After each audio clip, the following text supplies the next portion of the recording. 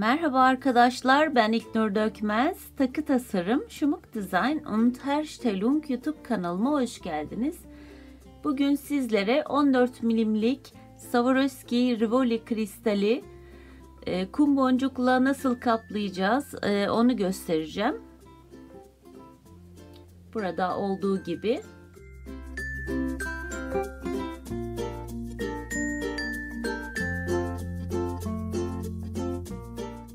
Size küçük bir bilgi vermek istiyorum. Bu sol elimde gördüğünüz Swarovski kristal, sağ elimde de gördüğünüz normal kristal. Swarovski kristali arkasındaki sır, yani kaplanan boya daha kaliteli bir şekilde yapılmış. Normal kristalde gördüğünüz gibi daha çabuk çıkabilen bir sırla, boyayla kaplanmış ve kesimleri şöyle baktığınızda sol taraftaki Swarovski kristal sağ taraftaki normal kristale göre daha ince kesimli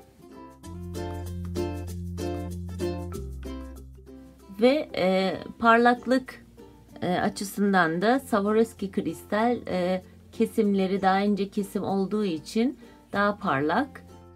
Şimdi gerekli olan malzemelere geçelim.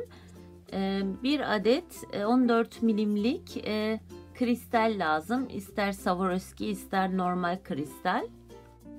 3 milimlik 10 adet piramit kristal gerekli. 0,11 numara düzgün ve yuvarlak kesimli boncuk gerekli. Boncuk ipi gerekli.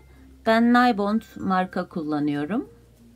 Bu yapacağımız modeli ister kolye, ister küpe, ister de yüzük olarak kullanabilirsiniz.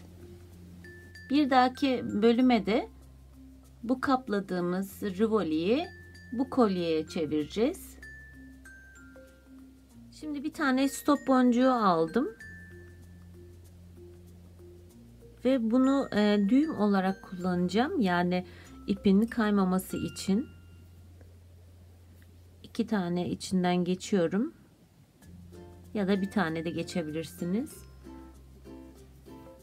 20 tane kum boncuk aldım.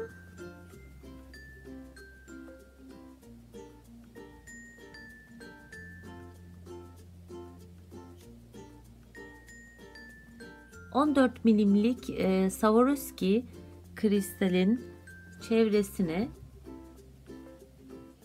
20 tane kum boncukla kaplayabiliyorsunuz.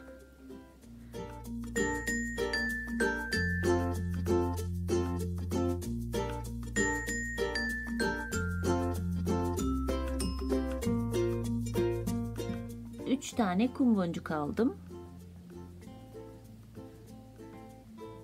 Bir tane kum boncuk atlıyorum ve diğerinden giriyorum.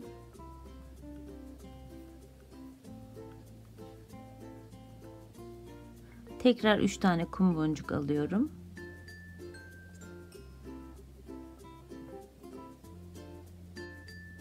Bir tane kum boncuk atlıyorum ve diğerinden giriyorum.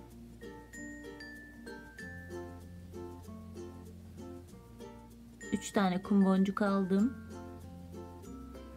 Bir tane boncuk atlıyorum ve yanındakinden giriyorum. İşlemimiz bu şekilde. En sonuna kadar 3 tane kum boncuk alıp bir tane kum boncuk atlayarak bitireceğiz. 3 kum boncuk, bir tane kum boncuk atladım, diğerinden girdim.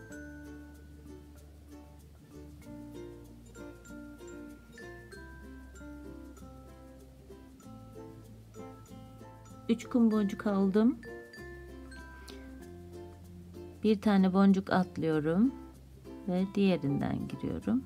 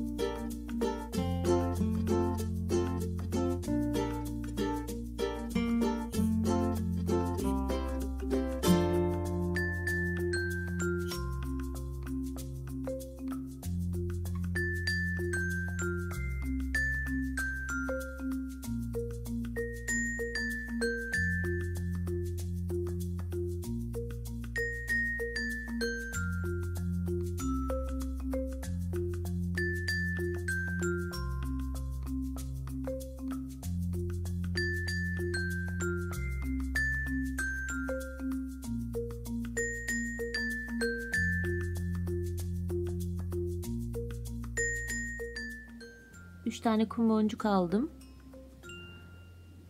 İpimiz burada. Bir tane kum boncuk atlıyoruz.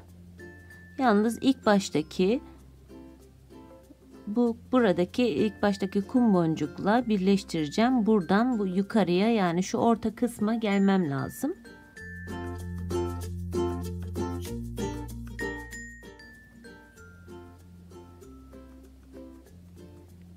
Yani 3 tane kum boncuktan yukarı doğru çıkıyorum.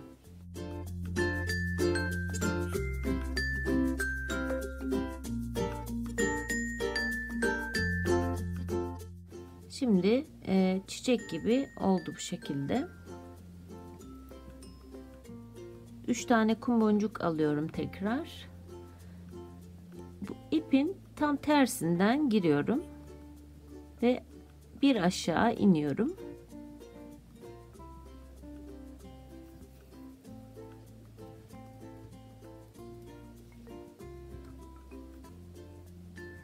Şimdi diğer tarafın 2 tane kum boncuğuna giriyorum. Yani şu aşağıdakine batmıyoruz. 2 tane boncuktan geçiyorum.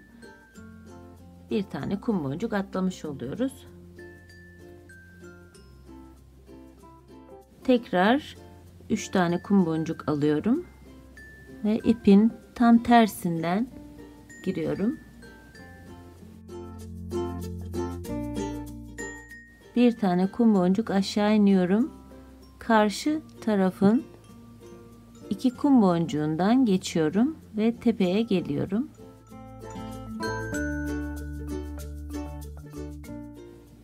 Üç tane kum boncuk aldım.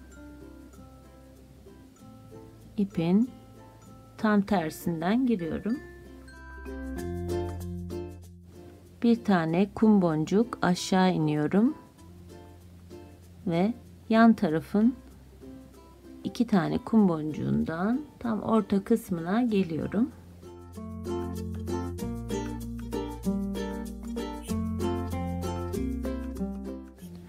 Bu işlemde sıra sonuna kadar aynı bu şekilde devam edecek. 3 kum boncuk alıyorum.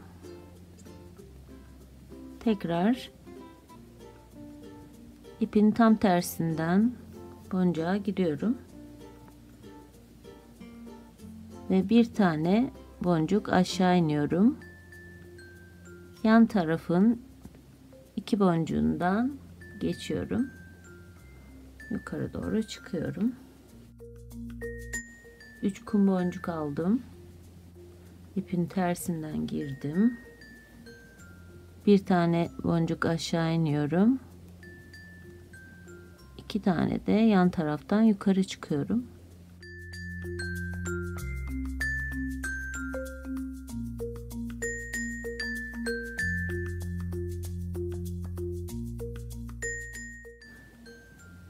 Bu işlemi de böyle sonuna kadar bitiriyoruz.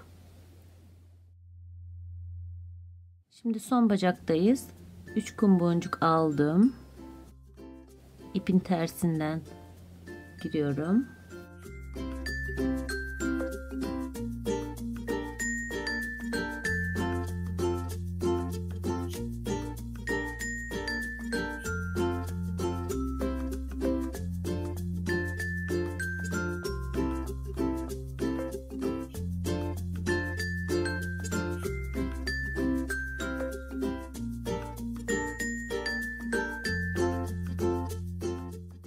Yukarıya çıktık.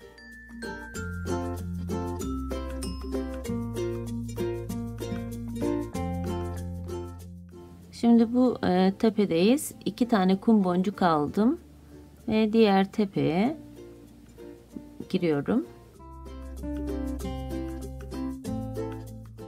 Tekrar 2 tane kum boncuk aldım. Diğer tarafa giriyorum. Bu işlemimiz de aynı bu şekilde.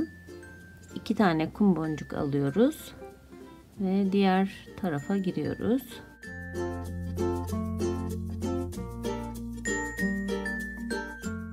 İki tane kum boncuk aldım. Diğer tarafla bağlantı kuracağım.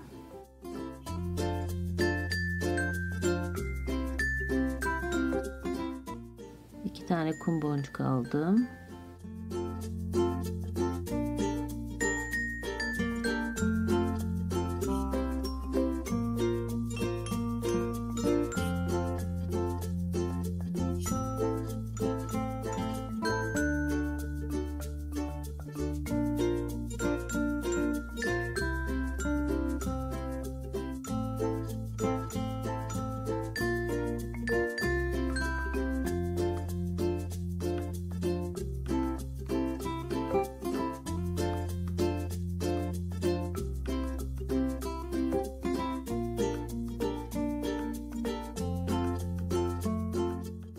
Şimdi tekrar 2 tane kum boncuk aldım. Bu ilk başla bağlantı kuruyorum ve içinden bir tur geçeceğiz. Geçmeden önce taşımızı isterseniz bu şekilde genişlikte yapabilirsiniz. İsterseniz ters çevirip bu şekilde de yapabilirsiniz. Bu videomuzda size 14 milimlik Rivoli Swarovski kristalin nasıl kaplandığını gösterdim. İsterseniz yüzük yapabilirsiniz, isterseniz küpe yapabilirsiniz, isterseniz kolye yapabilirsiniz. İkinci bölümümüzde de nasıl bu kristalin etrafını kaplayacağız onu göstermek istiyorum. Ama ilk önce bunu öğretmek istedim. Çünkü bunu her yerde kullanabilirsiniz. İkinci bölümümüzde görüşmek üzere. YouTube kanalıma abone olmayı unutmayın. Beğenip paylaşabilirsiniz. Yorum yazabilirsiniz. Sevgiyle ve sağlıcakla kalın. Hoşça kalın.